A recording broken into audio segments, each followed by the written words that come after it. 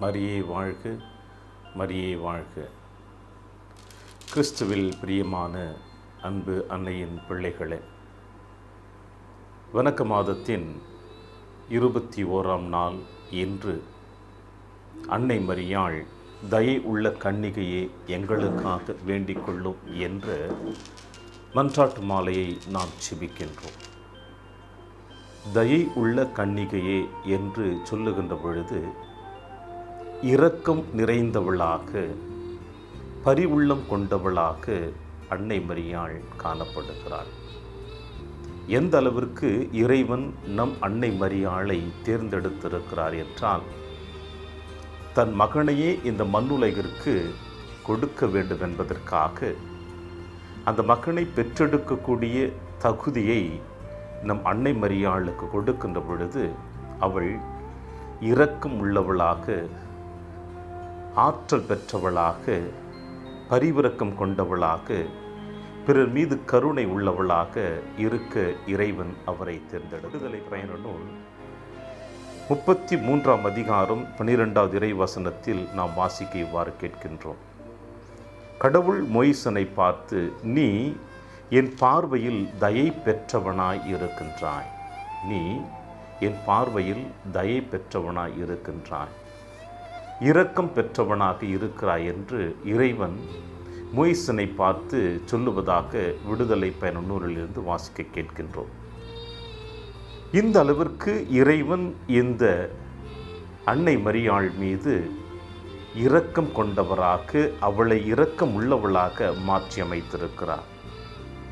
அதோடு மட்டுமல்லாமல் லூக்கா எழுதின செய்தி 1ஆம் அதிகாரம் 54வது வசனம் 55 முடிய இறை வசனத்தில் நாம் வாசிக்க கேட்கின்றோம். ஆபிரகாமையும் அவர் தம் வழிமரபினரையும் என்றென்றும் இரக்கத்தோடு நினைவில் கொண்டுள்ளார் என்று அன்னை மரியாள் தன்னுடைய புகழ்ச்சி பாடலில் பாடுவதை நாம் வாசிக்க கேட்கின்றோம்.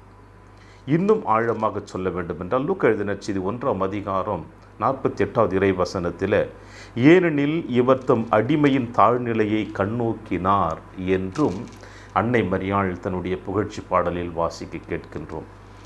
இந்த வேத வசனம் அனைத்தும் கொடுக்கக்கூடிய செய்தி என்ன?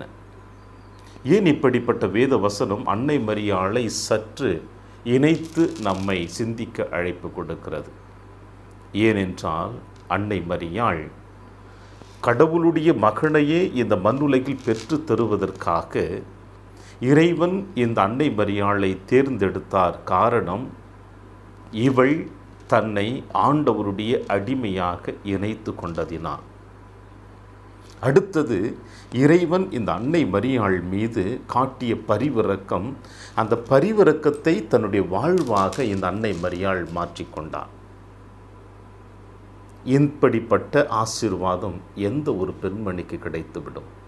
சற்று சிந்தித்து பார்ப்போம். நம் அன்னை மரியாள் இறைவனுடைய இரக்கத்தை பெற்றதினால் தான் பெற்ற அந்த இரக்கத்தை தன்னோடு நிறுத்தி வைத்து கொள்ளாமல், தான் பெற்ற அந்த பரிவிரக்கத்தை, தான் பெற்ற அந்த ஆசீர்வாதத்தை தன்னோடு நிறுத்தி வைத்து கொள்ளாமல், தன்னை சார்ந்தவர்களுக்கும் தன்னிடம் ஒப்படைக்கப்பட்டவர்களுக்கும் அதை தன்னுடைய செயல்களின் வழியாக வெளிப்படுத்தி காட்டினான்.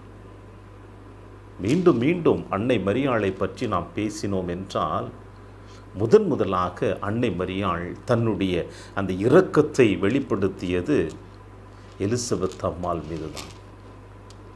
இளம் வயதாக இருக்கின்ற நான் கருவுற்றிருக்கிறேன், முதிர்ந்த வயதில் கருவுற இயலாது என்று சொல்லக்கூடிய, மருத்துவ ரீதியாக சொல்லக்கூடிய வயதில் இந்த முதிர்ந்த வயது பெண்மணியானவள் கருவுற்றிருக்கிறார் என்றால், கருவுற்ற பெண்மணியானவள் எப்படிப்பட்ட உபாதைகளுக்கும் கஷ்டங்களுக்கும் பிரச்சனைகளுக்கும் வேதனைகளுக்கும் மத்தியில் இருக்கக்கூடும் என்பதை அறிந்து அன்னை மரியாள் இது எலிசபெத் அம்மாளை தேடி ஓடிச் செல்கிறாள்.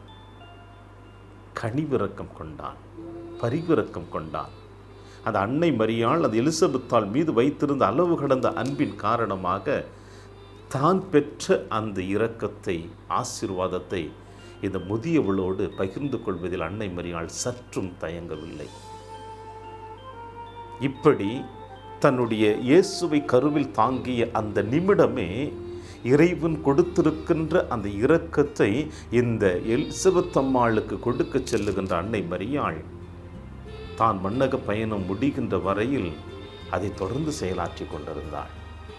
இரண்டாவது நிகழ்வாக நாங்கள் பார்ப்பது கானா ஒரு திருமணம்தான். மீண்டும் மீண்டும் அன்னை மரியாளை பற்றி பேச வேண்டும் என்றால் இப்படிப்பட்ட நிகழ்வுகள் யதார்த்தமானதல்ல, மாறாக அவை ஆழமுள்ள செய்தியை நமக்கு கொடுக்கின்றது. எந்த அளவிற்கு இறைவன் மீது அன்னை மரியாள் அளவு கடந்த அன்பு வைத்திருந்ததினால் அதை முழுவதுமாக வெளிப்படுத்தி இறைவனுடைய அன்பையும் இரக்கத்தையும் பிறரோடு பகிர்ந்து கொள்ள வேண்டும் என்ற எண்ணம் அன்னை மரியாளுக்கு தோன்றியதினால், தான் பெற்றதை பிறரோடு பகிர்ந்து கொள்ள விரும்பியதினால் அன்னை மரியாள் இப்படிப்பட்ட நிகழ்வுகளில் தன்னை ஈடுபடுத்தி கொண்டிருக்கின்றாள். பிரியமான அன்பின் தேவ பிள்ளைகளே, நாம் இந்த தாயினுடைய பிள்ளைகளாக வாழ்ந்து கொண்டிருக்கின்றோம்.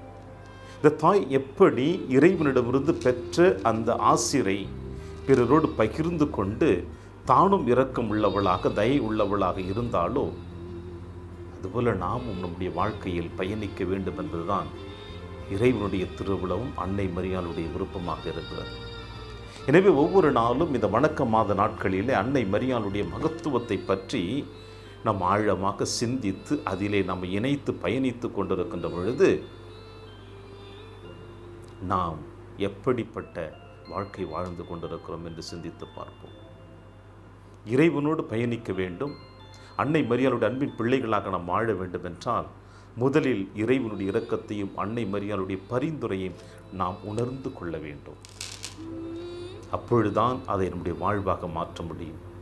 எனவே இந்த தேவ மாதாவின் வணக்க மாத நாளிலே, இன்றைய நாளில் தயை உள்ள கன்னிகை எங்களுக்காக வேண்டிக் கொள்ளும், இரக்கமுள்ள கன்னிகை எனக்காக வேண்டிக் கொள்ளும் என்று நாம் வெறும் வார்த்தையினால் சொல்லிவிடாமல், அந்த அன்னை மரியாள் எப்படி இரக்கம் உள்ளவளாக வாழ்ந்தாலோ, தயை உள்ளவளாக வாழ்ந்தாலோ, அதே போல நாமும் வாழ முயற்சி செய்வோம். இந்த நாட்களிலே இறையாசிர் என்றும் உங்களோடு. மரியே வாழ்க, மரியே வாழ்க, மரியே வாழ்க.